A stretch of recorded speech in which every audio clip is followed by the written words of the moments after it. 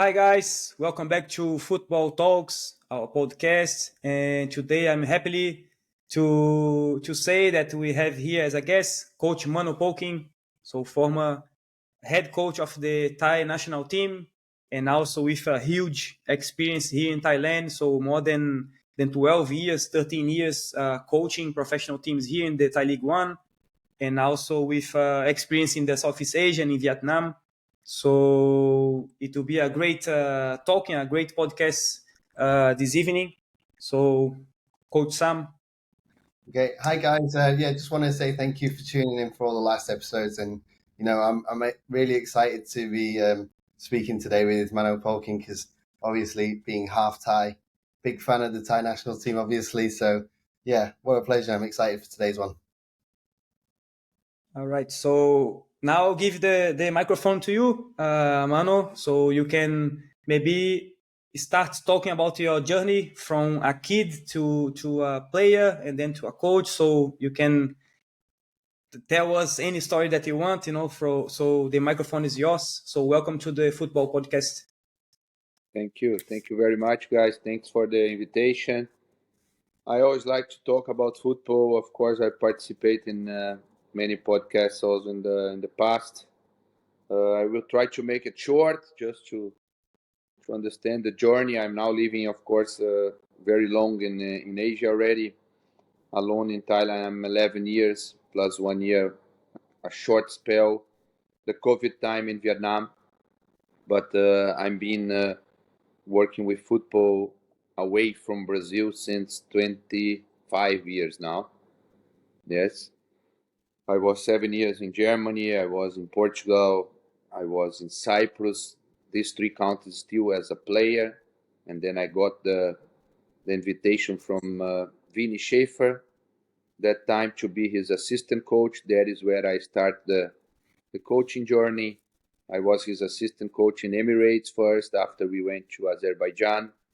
Then I have 1 year in South Africa with another German coach. And then I come back to Vini.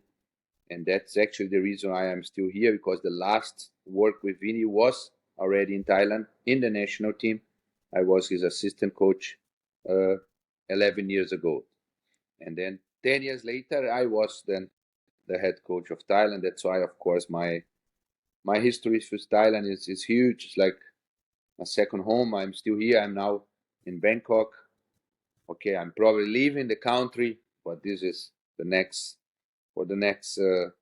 when I know something about that, I can tell you still nothing done. But I was a former player, not a really good player. I was leaving for that. I was doing that for living, let me say, but I was not a player in the Bundesliga. I was being part of a squad of a Bundesliga, but I always play in the second team. I always play second, third divisions. But then the career as a coach, as I said, that's probably the one that I'm appreciating more. I always love the game. I always love to understand the game.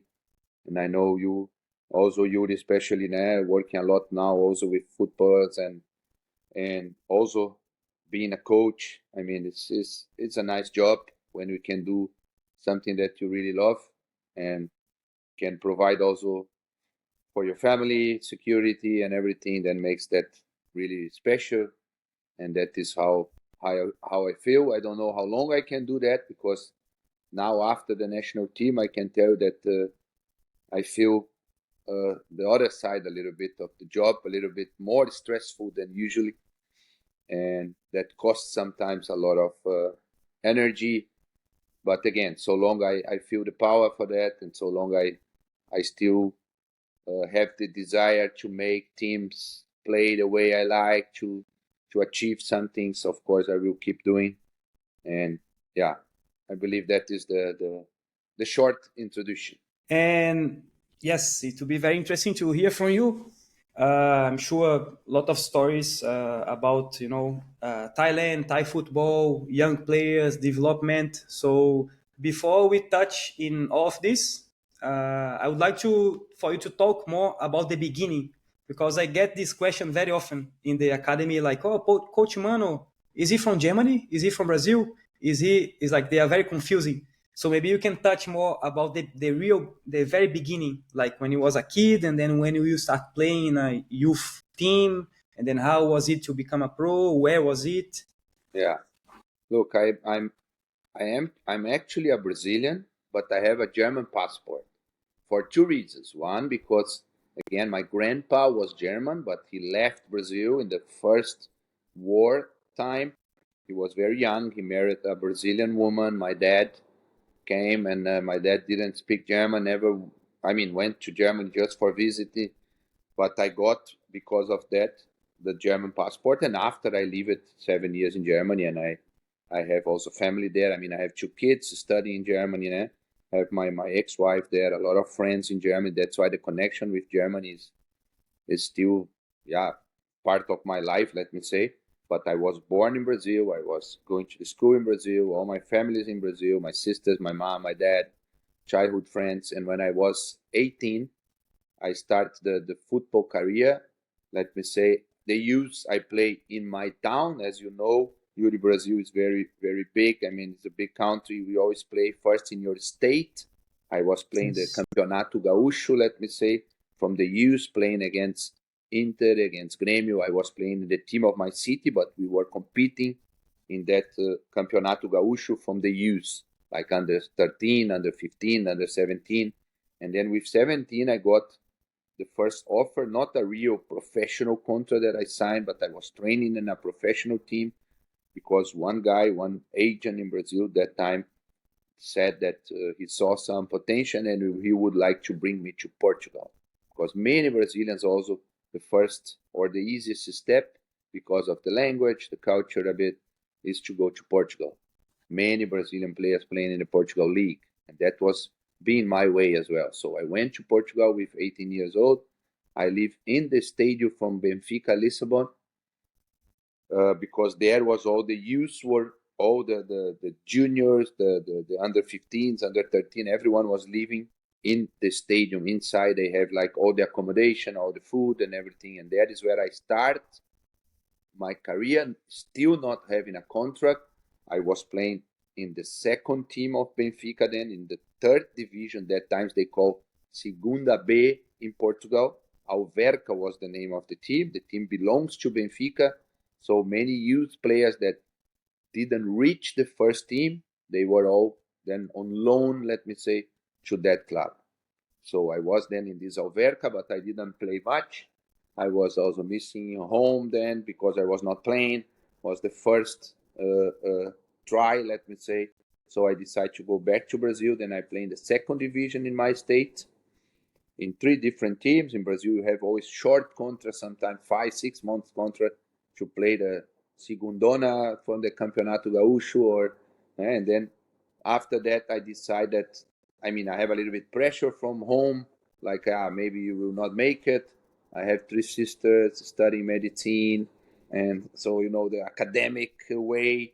So I said, it's okay, I understand that. I also want to study again then, because you cannot do both at the same time. But then I decided to go to Germany, and that is where everything started changing again. First, I went to Germany for learning German. I started in the university, but then I went to a 4th division club to get the money, because I was like saying my parents that I will go on my own, that I don't want their money. I want to try to do everything alone, because you want me to go to the university in Brazil, but I still don't want to do that. So don't worry, I will provide for my money. So I went then to this 4th division club, and I was playing very good then in the 4th division. So we promote to the 3rd division. I was being one of the best players, and then I was already in the university. I did the exams for the German language that you need to start in the university. I started to study business administration that time, but after 4 semesters, I got then an offer from the team of the city, that was Arminia Bielefeld. They were in the Bundesliga at that time, and I was then playing in the second team of them, in the 3rd division. But then was a totally change again to football, let me say. Then I have a professional football life, let me say. 7 times per week training, 1 day off, game on the weekends. So I could not continue with the university. And that is where I start to play, let me say, really proper football. I was already 20, because the fourth and third division was not really professional. I was already 26, I believe. Yeah. But then I played a very good season in this second team of Arminia Bielefeld and got an offer from Darmstadt. Darmstadt was also in the third division in Germany, but they have a very good and famous coach. He was Bruno Labbadia. He was a former player from Bayern Munich, Werder Bremen, Arminia Bielefeld as well. And there I have a good season in the third division German and got an offer to go to Cyprus, to Olympiacos Nicosia. I went there then already, then all these things then with a professional contract, let me say. Then I played in Olympiacos 1 year. That year was probably my best year. I was then already 30 years old, or 29, and then I got an offer from Apoel. Apoel was the champion of Cyprus, playing in the UEFA Cups, and I went to Apoel then for 1 year. Didn't play so much. I have there a lot of concurrence again. I have guys coming from Porto, guys coming from the World Cup. This was World Cup year 2006. Yeah. So I was not playing that much. That's why I went back to Olympiacos in the third year. So I played the last 3 years as a professional player. I was playing in Cyprus. And then I got the call from Vinny Schaefer to be his assistant. I still had a contract as a player, but we have the same agent in Germany. Roland Kopp was his name. And he said that Vinny was signing a contract to replace Chichi in Emirates, the Brazilian coach. And he needs a assistant coach that could speak Portuguese, because all the staff were Portuguese. The foreign players were Portuguese. Vinny was not talking also so good English, so I could, with the language, help a lot also. And then I decided that that was maybe a door that could not open the same way, even if I stay playing another year. I still have 1.5 year contract. I was 32 years old. But then the agent also convinced me. It's also a little bit a funny story, because he went to see a match of me like 2 weeks before that offer. And we went for dinner. I said, "Oh, no, man, you are doing very well." And this. And then when come the offer, of course, agents, they like also offers. They like to change places. So he said, "Man, I think it's better you go there." I said, "But look, I'm playing so good. You said that 2 weeks ago." And he said, No, I was lying to you. I'm your friend. You are going down hills now. You are playing terrible. You are slow. So I said, "Come on, man." And he said, No, better. This door will not open again. So he was a very funny guy, and of course, a very, very nice guy that helped me a lot at the beginning of my career then. And then I decided with my family, my German wife at that time, that we would make the move to Emirates and start the career as a coach. And I could, with the help from Vinny Schaefer, start doing the license that are very important that time already. So I make my C license, B license, A license, all in Germany in the DFB.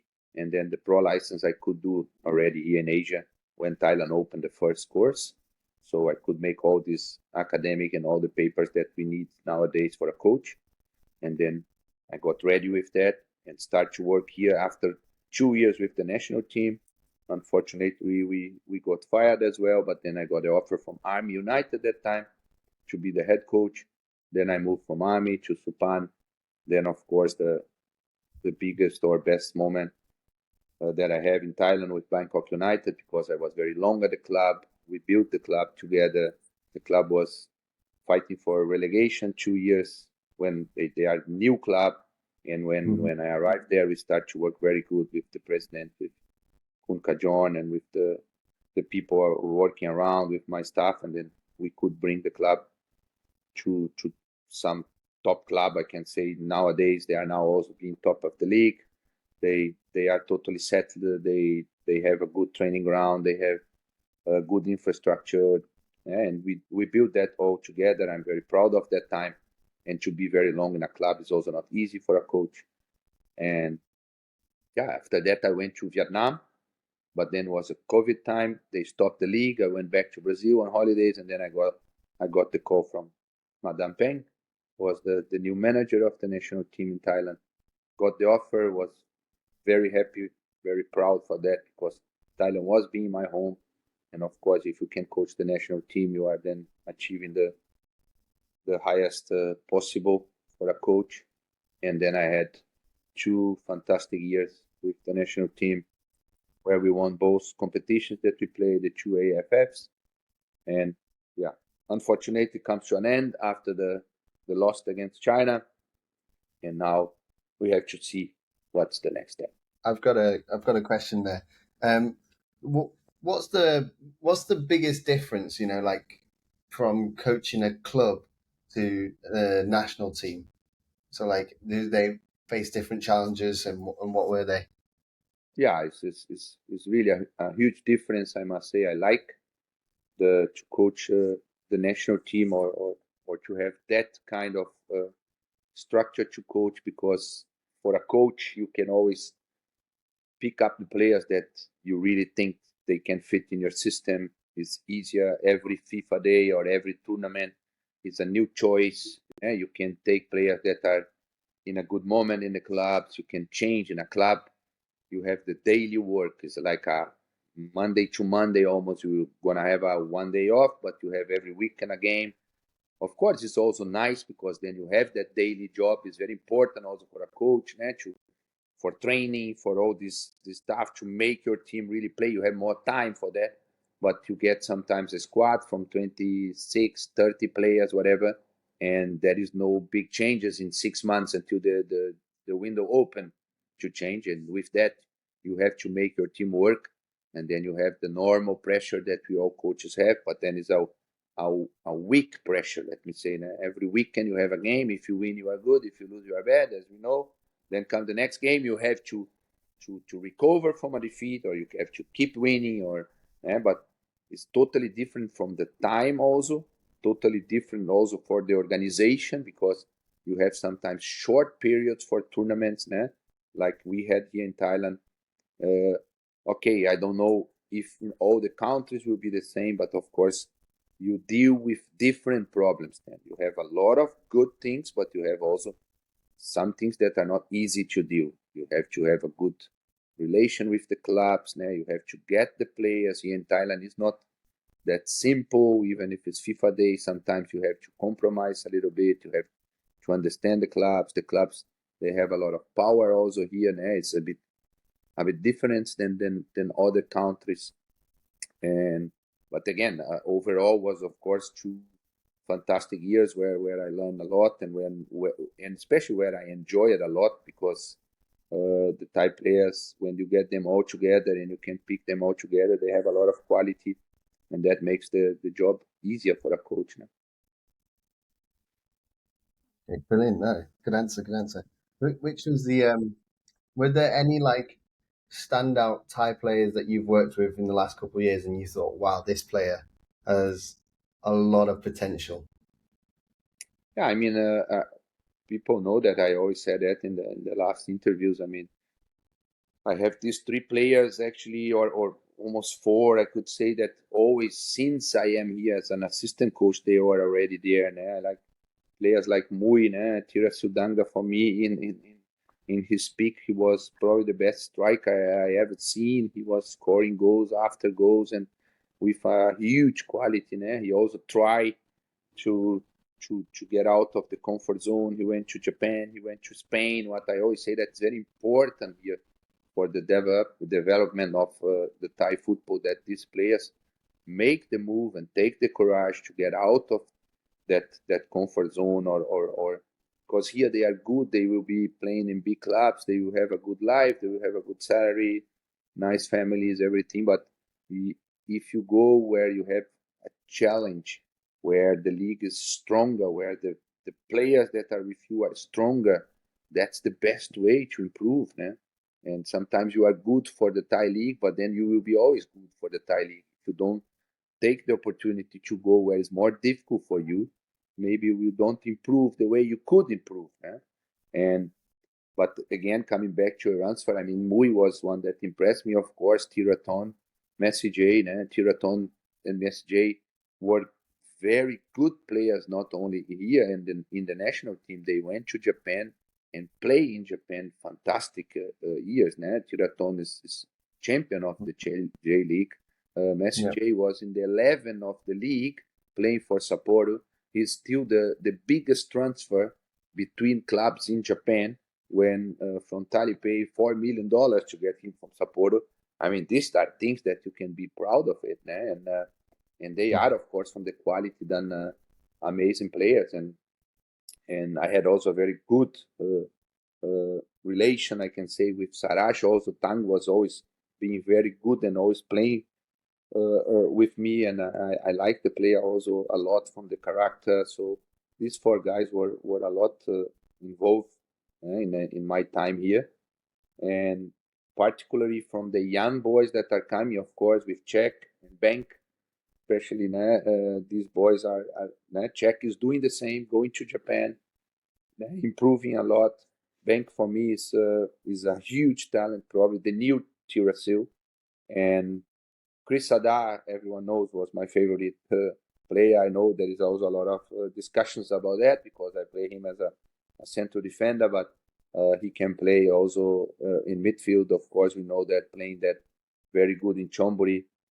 I mean, final decisions about positions or this or that, this comes after when you have a clear idea how you want to play, what you want to do. And in our case, Chris Adar was for me important for the build up and all these things. And but this is another discussion. It's another issue that comes more deeper than in the coaching ideas.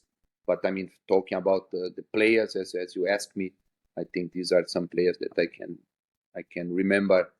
I mean, I work with a lot of good ones, but these are the ones that I can remember now. And you mentioned about something very, very important about getting out of the comfort zone. I want to ask you, as you are here in Thailand for 11, 12 years already, do you see this change of mentality in the Thai players, like them wanting more challenges, them taking care better, like properly of themselves? Like how do you see these changes in these 12 years that you are here? I believe not only Thailand. I believe that we know that the football for 10 years or 12 years ago and now is already a little bit different. We have now much more how can I say, infrastructure in the teams here. The teams in Thailand are better than 10 years ago. If you see the training centers from them, if you see the stadiums, if you see the stadium from Hachaburi, if you see the facilities from Bangkok Glass, it's unbelievable. This is European level, or even Bangkok United, Buriram, Chonburi. They can provide a more professional life for the players than 10 years ago. So then it's up to the players, but I still tell you that is at the end always up to the players. If you want to get everything what you can ask now for the club, because they provide you better facilities, but you have also to engage. You have to say, okay, I want to be also more professional than I was. And I believe the new generation is better. The new generation is taking care better than the old one. But I think this is normal progress, let me say. But you see today very, very professional players in the national team, especially, I can say. For me, almost all that come now in the last 2 years, we were working very good when, of course, it's very short. National team is the top, let me say, for that players. To be there, they have to work all the year in the club in a very good way to achieve that. But I can see a lot of quality on that, and I can see also improvement from the mentality. Yeah, very interesting. So this is a question that I've always wanted to ask you, because when you was a coach at Bangkok United, I believe you had at some point quite a lot of half Thai players as well, coming from like half. So you had Anthony, Mika, you was the one that signed Oscar as well, Big Kamsup possibly as well.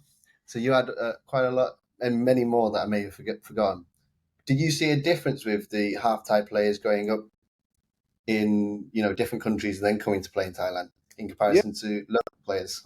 Yeah, I think, Sam, you could see. That's why we had also a lot, because I think they could also help. They are part of that that process that I'm telling you. Né? If you get a half Spanish guy or half American, half Irish, they come already with a different mentality. I'm not saying it's always a better or worse mentality, but they come from that working mentality, that professional mentality, and that can help also we or the Thai players to say, okay, that we can see the way they work and we want to improve. It's the same with the foreign players that all the leagues get.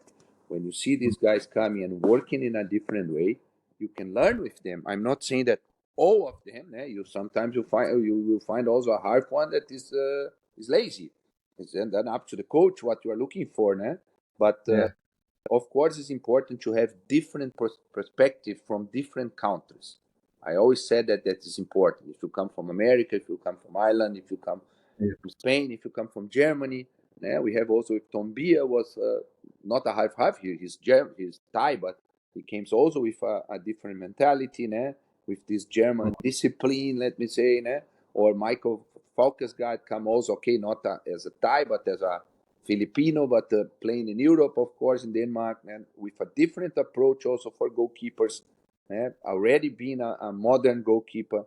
And I believe all these together can help the progress or can help the development of the country, let me say. It doesn't matter if it's Thailand or any country. Yeah, definitely. No, I completely agree with you. So just to go back to like coaching, when your first job was as an assistant, right? Yeah. What was it like when you got your first job offer as a head coach? What were the challenges there? Yeah, the biggest change there is that as an assistant coach, you can work a lot. You can also enjoy a lot. I was enjoying a lot my time as an assistant coach because you can try a lot of different things. You can start to find good drills that can help you to play the way you like. You can do a lot of things, and will never be your fault, and will be never you will never be blamed for anything, and at the same time you will also never get the real credit for anything. So you work in a much easier situation. And as a coach, this changed completely. Again, as I said, the team lose, the first one that will get scolded is the coach. It doesn't matter how you perform.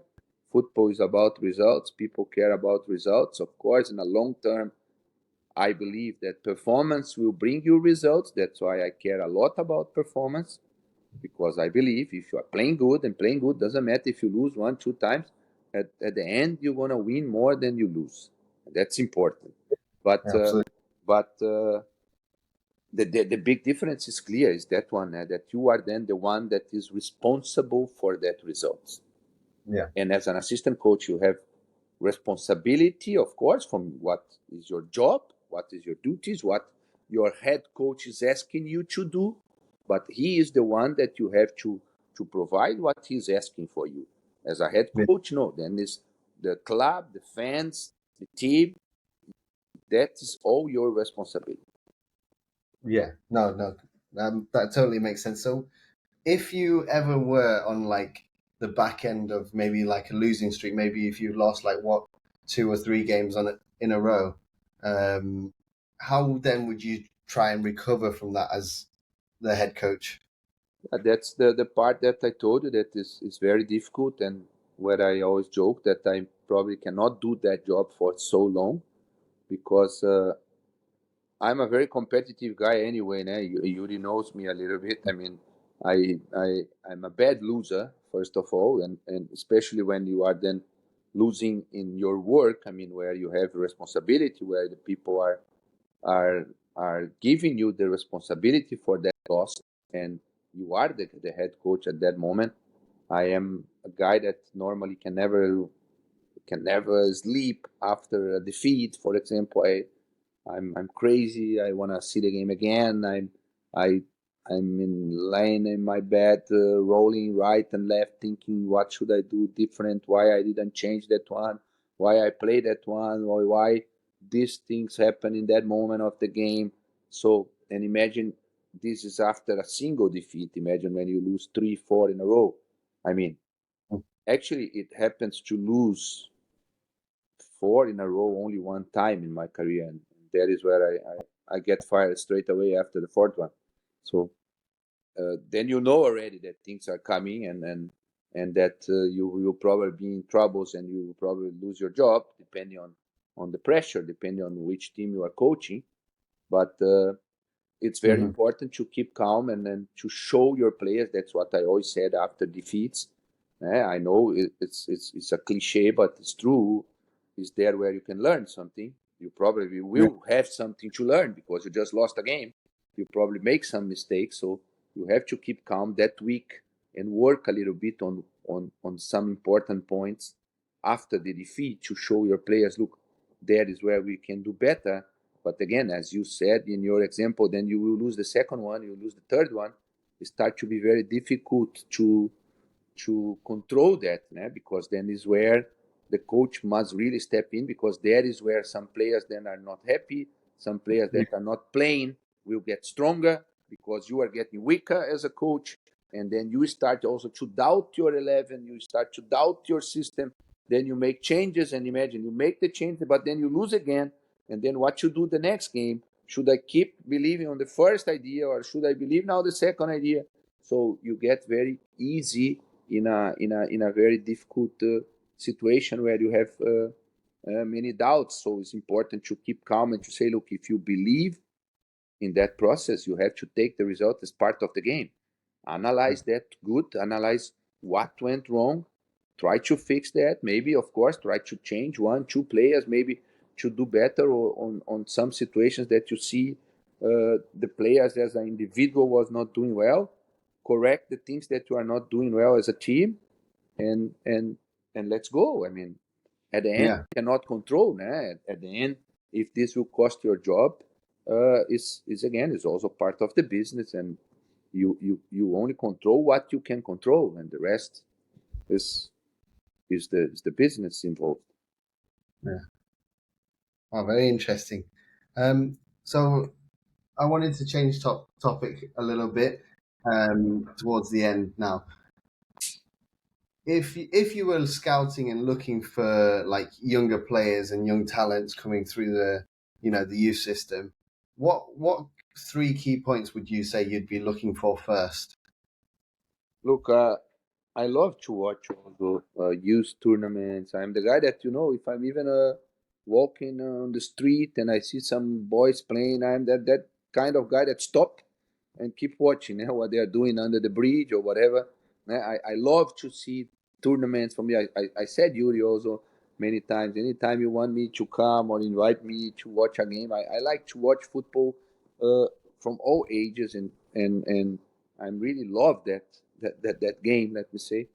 But talking about youth, what I believe, when I see, I mean, now we are having a little bit experience here with the Lusitanos Academy, that Luis, my analyst, was one of the creators. We have with Tiaguinho and Renato, 2 coaches that I know long time here also in Thailand, that I could see a little bit more. I'm not there every time, of course not. But at the beginning, I was coming like 1 time per week to see the development of the boys. I think depend on a specific age that you are talking about. I mean, if they are very young, I would still say that what I want to see is that they are having fun, that they are enjoying, and that we as coaches can provide them some good time and some healthy time, and to socialize with other people. Football can move so many things, can help so many kids, girls and boys, doesn't matter, because this is a beautiful sport that make them understand also the teamwork and all these things. It's about having fun if you are very young. But if you come already to the age where you start to compete a little bit, what I like to see, I was never like a fan of saying, they must be strong or bigger or tall. I know in Germany they scout a lot about this, about the physical condition of the boys, a lot, because they believe that. And okay, now the football is more physical. We know that. The players need to be fast. But again, I believe that at that age, you still can get a little bit with a good work later. some percentage, let me say. Of course, if the kid is fast, the kid is fast. Né? But what I like to see on the young age, or when I see, is okay, as a coach, I would like to give them a lot of freedom also to see, but I like to see when the players are taking a lot of risks, especially the offensive players, né? That they are, it's not about dribbling a lot or not dribbling a lot. I mean, taking some risk that you can see the boys enjoying to be creative. You know, that they are not like being robots to say, look, you have to do this, or you need to pass, or you need, no, I like to see them being very creative. And at the same time, I think at that age, you also start to have some personality, né? And you can see some leadership. You can see already in that age the guys that step a little bit out of the others to help, to have a good communication. I think all these things are important things or important strength for a boy after, if they will be professional players. No? Yeah, definitely. No, I like that. There's a key point that you touched on now about like the Germans recruiting tall players. I just can't believe how much the game has changed, because I remember I don't believe that I'm small, 5'8", but now I went to England maybe 4 or 5 months ago, and the U14s, they're like, oh, they're like this. They scout a lot because, again, the game is more physically. Again, when we talk about that age, I mean, I always said also, and I really believe that we should not care too much about results. I know if you have an academy, we want to win the tournament, or if you are the under 13 or 15 from Bayern Munich, you want to be champion of the under 13 or 15. But I still believe that we should try to do good players and build good players, not really depending on result. And if you see then that you are now scouting only on the physical, it means you want to win the game because you want to be stronger, and you want to just win the game because you are stronger, let me say. That's why you're scouting like that. So and should not be the main point for me. The main point at that age should be, I want to teach them something. I want to teach a striker how to score goals. I want to teach a defender how to make a better pass, because today is like that. I want to teach the goalkeeper young that he needs to use his feet, things like that. And at the end, if I am not under 13 champion, but two of these guys at the end are in my squad of the first team from Bayern Munich, I made it. You understand? I made it more than being under 13 champion with 11 guys that are just stronger than the others, but at the end, nobody turned to be a professional player. Absolutely, I agree with that a lot. I like that a lot. I believe Coach Yuri's got a question now. Yes, sorry guys, it's been crazy here. The signal with the Wi-Fi is said that I wanted to hear, to follow and ask questions, but you guys can hear me, yeah? Yeah. Okay, cool. So my last question that I usually do to the guests is like, in the perfect world, so how would your team play? So how, would be a playing style that you wanted to see in your teams, in the perfect world? So let's say like this. Look, I believe, Yuri, that's a difficult question, because it always depends which team are you coaching. I always said, as a coach, you need to have a clear idea how you want to play. But sometimes you will arrive in an environment, or you will get a squad that cannot play exactly the way that you like. But okay, the people here that know me and now analyzing the 10 years that I'm being a head coach, it's clear that the way I like to play is a possession-based football, because I believe on that. It's not because I think it's more beautiful. I just believe that if you can control the ball and if you can control the game, you will have more chances to win than your opponent. Simple like that. I don't want to have the ball just for having. I want to have the ball to move my opponent, to wait for the right moment, and then to create chances and score goals. Very clear. But I like to build from the back. I like also to press very high, to stay also very, very high, to try to win the ball quick when we lose the ball, that we are closer to the opponent's goal. That I like to take some risks sometimes, that we are staying high to be more compact, to win the ball in the opponent's half, as I said, to press the teams high. But again, to say, okay, this must be always like that, it's very difficult. Depends on which opponent you are playing, depends on which game you are playing. But from the main idea again is a possession based football. I mean, with some, if you have like sometimes a good player on 1v1s like we are having, like in the national team or many clubs I pass, sometimes you have a good guy that is very strong on 1v1, then we want to try to bring him in that situation. Let me say, for that also you can have a good plan to overload on one side, leave him a little bit far away from where you have the ball, and then at the right moment you can connect him, that he get that ball to that 1v1 where we can then capitalize and create chances. Depends always how you play, depends of course a lot on which players do you have in your hand in the club or in the national team. As I said, national team easier because you can pick them yourself, then you can imagine already how you want to play. And but yes, I believe on that. I believe on control. I mean, control means for me possession, but again, with a clear structure where we have to stay or how we want to press, all these things that are important. Wow, very interesting. I enjoyed listening to you today. I'm just getting a little bit conscious of your time, so I think we'll wrap it up there. But I just want to say thank you. It's been absolutely pleasure to be able to listen to your stories and listen to you talking about football, because I've been a massive fan of Thai football my whole life, being born in Thailand and coming back to play and coach here. I've been big fan of your work. Thank you. Thank you very much. Coach Yuri, do you want to sign out? Thank you so much, Coach Mano. I still cannot hear you guys, but anyways, I'm sure Coach Sam has had good questions for you. I will watch myself this podcast, learning with your experience. So, anyways, thank you so much for your time. I know it's a bit rush your